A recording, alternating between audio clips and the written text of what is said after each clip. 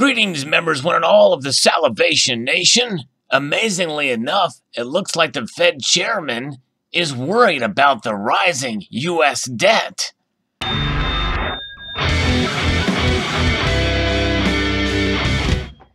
This is kind of surprising news because, typically when we think of the Federal Reserve, debt and fiscal responsibility are things that don't typically seem to be much of a concern to them. They're kind of in their own little bubble. But nonetheless, Jerome Powell says he's worried about it. Let's take a look here. This is from the Business Insider. And the subheadline here is that the Federal Reserve Chairman is concerned about the rising U.S. debt. The annual debt in 2018 topped $1 trillion, while the overall deficit was $21.9 trillion as of January 8th. I think that meant the overall debt was $21.9 trillion. Deficits and debt are different animals. One is a result of the other. $16 trillion of which is owed by the public. And Powell said he's very worried about it. Let's take a look here at the article. Federal Reserve Chairman Jerome Powell is concerned about rising U.S. debt. The annual debt in 2018 topped $1 trillion. While the overall debt was $21.9 trillion as of January the 8th, according to the U.S. Treasury. $16 trillion of which is owed by the public. I'm very worried about it, Powell told the Economic Club in Washington, D.C. on Thursday. I wonder if he meant that. From the Fed standpoint, we're really looking at a business cycle length. That's our frame of reference. The long-run fiscal non-sustainability of the U.S. federal government isn't really something that plays into the medium term that is relevant for our policy decisions, which basically proves my point. It's a long-run issue that we definitely need to face, and ultimately we'll have no choice but to face. Well, people like Ron Paul and others of us that have been concerned about this have been saying that for quite some time. But when will that time come? It goes on to say that while the U.S. has sustained annual debts higher than 2018's, the debts were high in 2009 and 2010 when the economy was recovering from the Great Recession. Currently, even though the economy is strong, the annual national debt is growing. It's because of deficit spending. Analysis done by PBS NewsHour in October of 2018 explained why the debt is rising and why it could be a problem. Part of the cause, PBS NewsHour correspondent Lisa Desjardins explains, is because 2018 was the first year of President Donald Trump's tax bill.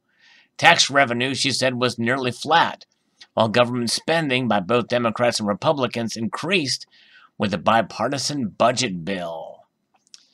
Although there was record numbers of revenues into the Treasury since the tax bill has come into effect, but it's PBS for you. Not necessarily the bastion of fair reporting for sure. We also see, if you look at the numbers, corporate tax receipts fell 30%. I don't know if that's true. Director of Hutchins Center on Fiscal and Monetary Policy at the Brookings Institute told NewsHour that's largely the results of the president's tax cut, which I disagree. I've seen numbers that we're actually had record numbers of tax receipts overall.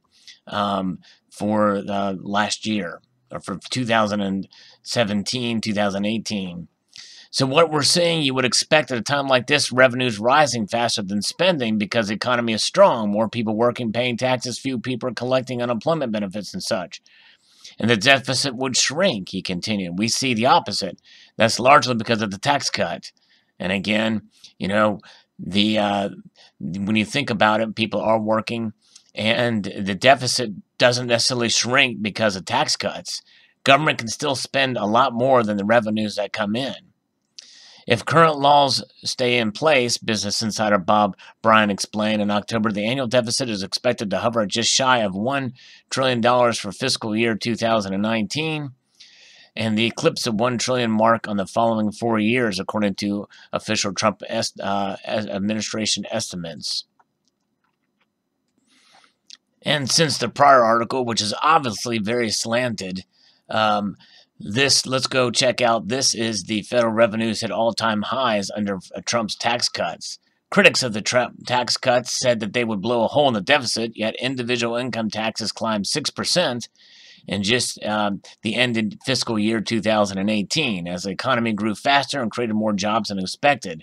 The Treasury Department reported this week that individual income tax collections for fiscal year 2018 totaled $1.7 trillion. That's up $14 billion from fiscal 2017, and an all-time high. That's despite the fact that individual income tax rates got a significant cut this year as part of President Donald Trump's tax reform plan. And so the first 3 months of the fiscal year were before the tax cuts kicked in, but if you limit the accounting to this calendar year, individual income tax revenues are up by 5% through September. Other major sources of revenue climbed as well as the overall economy revived. FICA tax collections rose by more than 3%. Excise taxes jumped 13%. The only category that was down was corporate income taxes, which dropped by 31%. Overall, federal revenues came in slightly higher in fiscal 2018. So again, yes, they're right that the corporate income taxes dropped, but really that's because the full effect of it is coming this year. The tax tables have been released for this year, and so you're going to see that those numbers turn around. But the overall feel of this article is doesn't negate the problem with the government's overall spending, deficit spending, which increases the debt. So with the rise of interest rates, which the Fed raised 4 times in 2018, the interest on U.S. debt grows. In December, Wall Street's bond king, Jeffrey Gundlach, said that the Fed was on a suicide mission raising rates while the deficit grows. The Fed is projecting 2 interest rate hikes in 2019. Another worry is that strong economies don't always remain strong. There's concern about what would happen if the U.S. hit another recession, CNBC reports. And so, yes, and I did see that our article. And so, yes, there is that.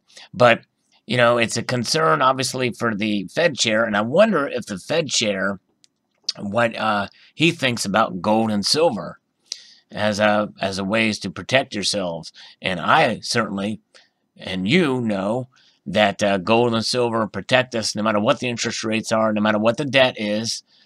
Gold and silver remain strong as a way to protect yourself against economic instability or against high debt and having to face that high debt.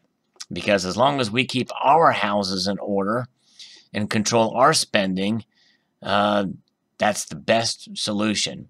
And by the way, if we have tax cuts, that's more money in our pockets in order to obtain more gold and silver, or to pay off our debts, or both, and to keep remaining fiscally responsible.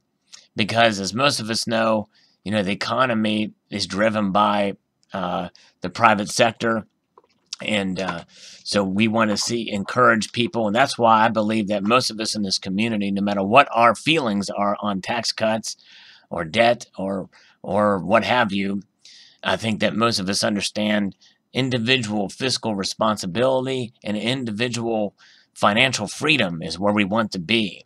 And the best ways to do that is to control our spending and to also save for times of emergency, both with a savings account with cash on hand ready to go if you need it in an emergency, and gold and silver as the ultimate backup savings account to protect ourselves in these times. So it's good. It's encouraging, certainly, to see the Federal Reserve Chairman say that he's worried about the rising U.S. debt. That is a positive sign. But really, for now, it's just lip service, because he even mentioned that the Federal Reserve and admitted that they don't really concern themselves with too much of that.